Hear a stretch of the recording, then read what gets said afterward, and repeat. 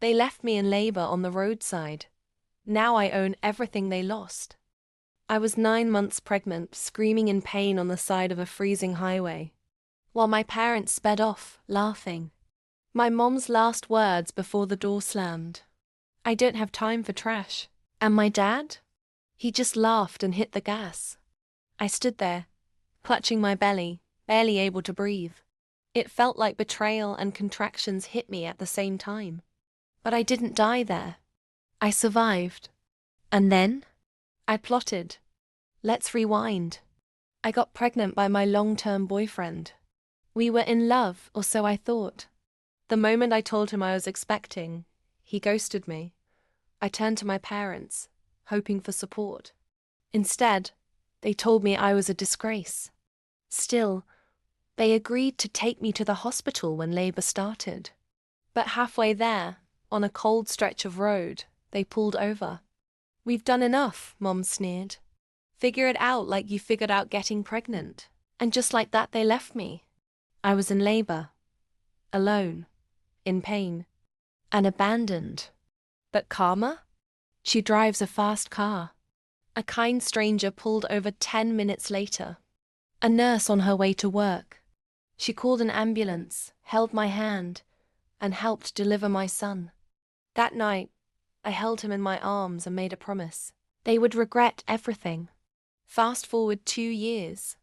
I was working remotely in cybersecurity, freelance gigs, side hustles, coding while my son napped on my chest. Slowly but surely, I built an empire from my laptop. One day, I came across a company with some major vulnerabilities in its financial systems. I flagged it responsibly, as a white hat hacker, and got paid very well. Guess who owned a majority stake in that company? My parents.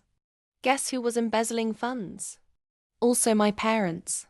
And guess what exposing them did? Bankrupted them. But I didn't stop there. I bought their foreclosed house at auction for $1 more than the highest bidder. I turned it into a safe haven for single mothers.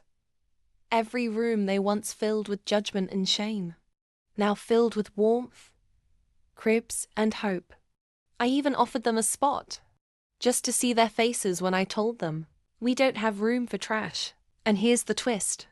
When the IRS came knocking for the fraud, they tried to pin the blame on me. Claimed I manipulated the systems, forged documents. But my receipts were ironclad. The investigation cleared me and buried them. They lost everything: money, reputation, social circle. And me? I gained everything: my son, my peace, my power. So yeah, they left me on the roadside in labor. But now, they're the ones begging for mercy.